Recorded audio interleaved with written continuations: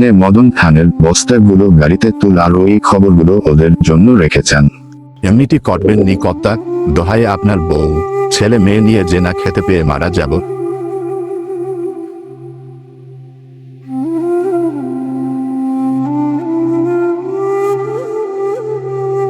হায় আমাদের কি সর্বনাশ হলো।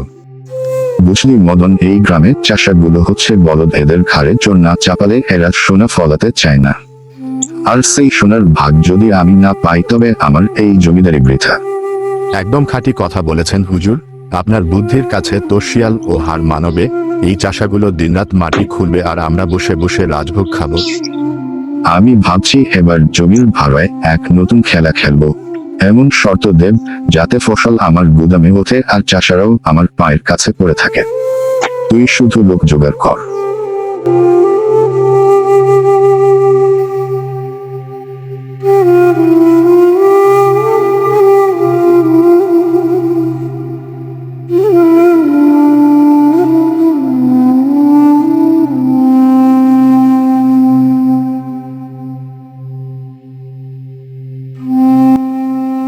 বাবা আজও তাড়াতাড়ি ফিরে এলে। কি করব মা, আজ সারা গ্রামে ঘুরলাম, কেউ কাজ দিল না রে মা। সে কি বাবা, আজও কোথাও কাজ পেলে না? না রে, মধুসূদনের জমিতে গেলাম, ওরা বলল লোক নেওয়া হয়ে গেছে। হাটে গেলাম, যদি মোট বর কাজ পাই, সেখানেও কাজ বন্ধ, কপালে আমাদের পোড়ারে না।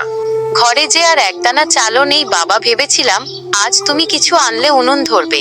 আজও কি তাহলে আমাদের শুধু জল খেয়ে থাকতে হবে? আর পারছি না রে মা, আজও কাজ আছে তো কাল নেই, এমন করে আর কতদিন অনাহারে কাটাবো। তোর এই শুকনো মুখ আমি আর দেখতে পাচ্ছি না, বাপ হয়ে মেয়েকে দুটো ভাত দিতে পারছি না। এমন কথা বলো না বাবা। আমি অনেক ভেবেছি, এবার আর অন্যের দয়ার দিকে তাকিয়ে থাকবো না। আমি আজই জমিদার বাবুর কাছে যাব। জমিদার মশাইয়ের কাছে? কিন্তু বাবা, শুনছি উনি তো খুব সুবিধের লোক নন। জানি মা, লোকটা ধূর্ত, কিন্তু এছাড়া আর পথ নেই। তার তো অনেক জমি পড়ে থাকে। আমি গিয়ে হাতে পায়ে ধরে বলবো আমাকে 1 বিঘা জমি যেন ভাগে দেয়। ফসল ফললে বেচে আগে তার জমির ভাড়া আর পাওনা মিটিয়ে দেব। তুমি যা ভালো বুঝ বাবা, কিন্তু দেখো উনি যেন আবার কোনো বিপদে না ফেলেন। পেটের জ্বালার চেয়ে বড় বিপদ আর কি হতে পারে মা? তুই একটু জল দে, খেয়েই আমি জমিদারের বাড়ির দিকে রওনা দেই।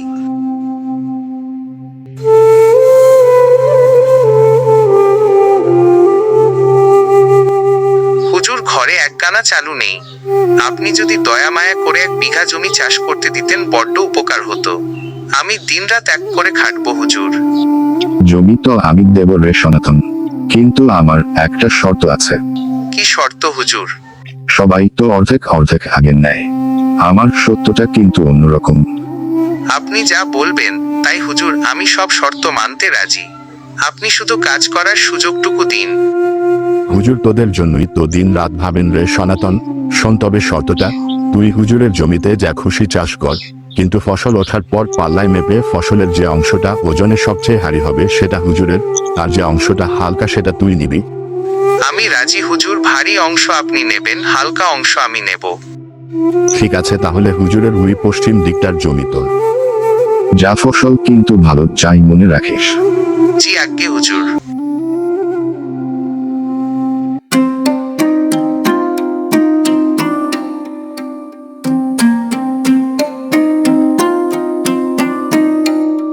বাবা, ও বাবা, তুমি এখনো এখানে বসে আছো?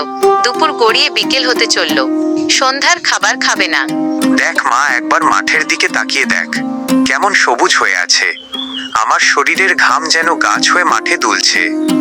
মনে হচ্ছে মাটির নিচে আলু ও খুব ভালো হয়েছে এবার। হ্যাঁ বাবা, গাছগুলো খুব সুন্দর হয়েছে। তুমি যে এত খেটেছো তার ফল তো পাবেই। মা, মনে হচ্ছে এবার আর আমাদের কষ্ট থাকবে না রে মা।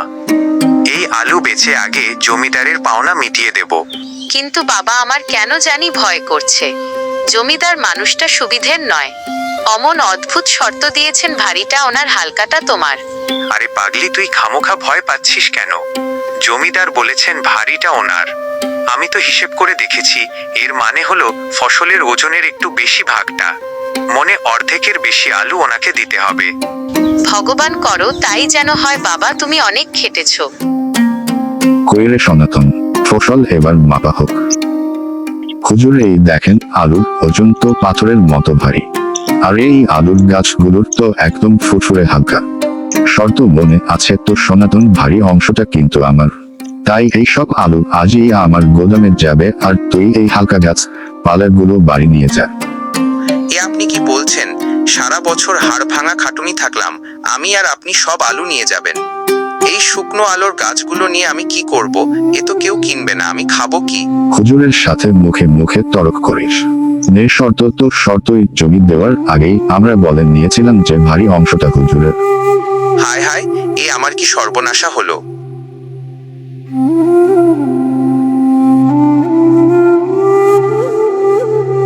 বাবা, তুমি এই গাছগুলো কেন এনেছো? আমাদের ভাগের আলু কই? আলু আলু আর আমাদের কপালে নেই রে মা।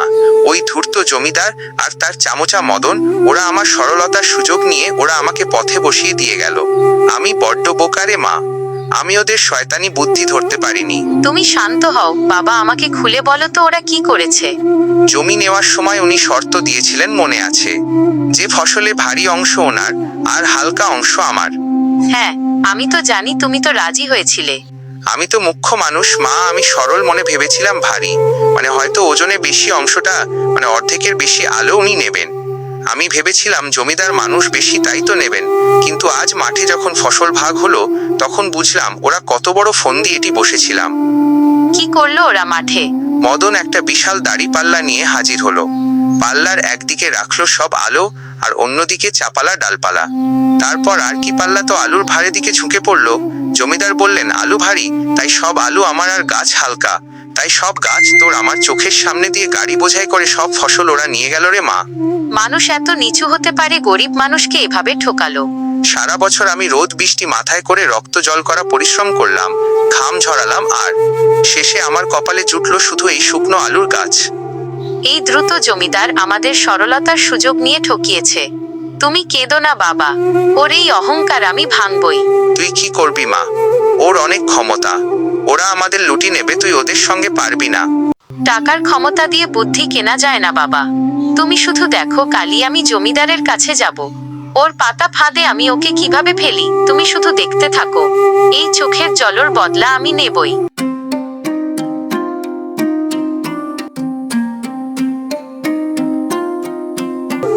নমস্কার জমিদার বাবু, আমি চাষি সনাতনের মেয়ে মালতী। তুই সাত সকালে এখানে কেন? আগে এবারের চায় তো আমাদের ভাগে তেমন কিছুই আসেনি। সংসারে যে বড্ড অভাব আমাদের, তাই আমি ভাবছি আর একবার যদি জমিতে চাষ করতে দিতেন তাহলে খুব উপকার হতো। তুই চাষ করবি? তা আমার শর্তের কথা জানিস তো? ভারী অংশ কিন্তু আমার। জি আগে হুজুর, আমি আপনার ওই শর্তের রাজি। ওজন করে যেটা ভারী হবে সেটা আপনার, আর হালকা অংশটা আমার। ঠিক আছে, মনে রাখিস কিন্তু। হ্যাঁ হুজুর, মনে রাখবো। হুজুর বাপ যেমন বোকা, মেয়েটাও দেখছি তেমনি বোকা। খাটবে ও, আর লাভ হবে আমাদের।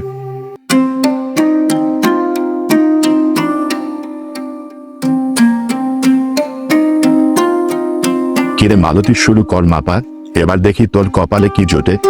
দেখুন হুজুর, পাল্লা একদিকে সাদা নরম তুলো আর অন্যদিকে তুলোর গাছগুলো চাপিয়েছি। মদন খুড়ো, তুমি মেপে বলো কোনটা ভারী। হুজুর গাছগুলোই তো ভারী, পাল্লা তো গাছের দিকে ঝুঁকে আছে। আপনার শর্ত অনুযায়ী ভারী জিনিস আপনারা। আর দেরি করবেন না মদন খুড়ো, এগুলো আপনাদের গাড়িতে তুলুন। এই মেয়ে, তুই আমাকে শুকন কাঠ গুছিয়ে দিচ্ছিস? হুজুর, এটাই তো শর্ত ছিল। বাবা তো আগেরবার আলুর গাছগুলো নিয়েছিল, কারণ সেগুলো আলুর থেকে হালকা ছিলাম। এবারও হালকাগুলো আমি নিলাম। হুজুর, এই মেয়ে তো আমাদের নিজের শর্তেই ফাঁসিয়ে দিল। এই শুকনো গাছগুলো দিয়ে করব কি? ফেল ওগুলো, সুযোগ পেলে একে উচিত শিক্ষা দেব। যাবে কোথায়? সেই তো আমার কাছেই আসতে হবে জমি চাইতে, জল বাড়িতে।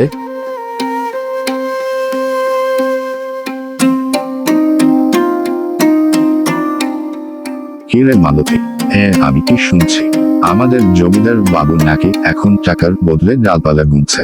ওমা, সে কি কথা দাদু? আরে সারা গ্রামের লোক তো তাই বলা বলি করছে। শুনলাম তুই নাকি ওনাকে এক গাড়ি শুকনো ডালপালা গুছিয়ে দিয়েছিস। আমি কি করব দাদু? উনি তো শর্ত দিয়েছিলেন ফসলের ভারী অংশটা ওনার চাই। তা আপনি বলুন, ওই হালকা তুলোর চেয়ে তুলোর গাছ তো ভারী হবে, তাই না? আমি তো ওনার শর্তেই মেরেছি। ওনার পাওনা ভারী জিনিস ওনাকে বুঝিয়ে দিয়েছি। ওই শিয়ালটাকে তুই শেষমেশ খোল খাওয়ালি। বাঘের ঘরে খোগের বাসা একেই বলে। জমিদার ভেবেছিল ওজনে জিতবে, এখন বুঝুক খেলা। ওরা বাবার সরলতার সুযোগ নিয়ে বাবাকে ঠকিয়েছে দাদু। তাই একটু বুদ্ধি খাটিয়ে ওনাকে ওনার নিজের ওষুধে কাত করছি। বেশ করেছিস, খুব ভালো করেছিস। তোর বুদ্ধির তারিফ করতে হয়। তা মা, তোর এই তুলো তো বেশ থপথপে হয়েছে দেখছি। দেখি তোর গরু মার জন্য তোষকের তুলো লাগবে। আমাকে ভালো দেখে 3 কেজি দে তো মা।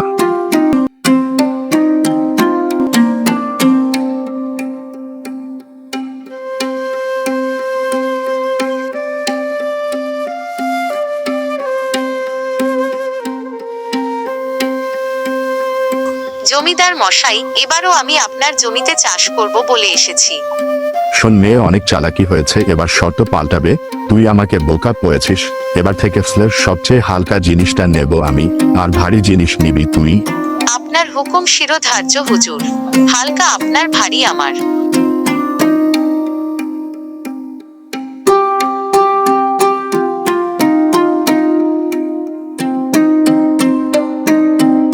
বাবা, তরমুজ ফলন তো বেশ জমেছে দেখছি।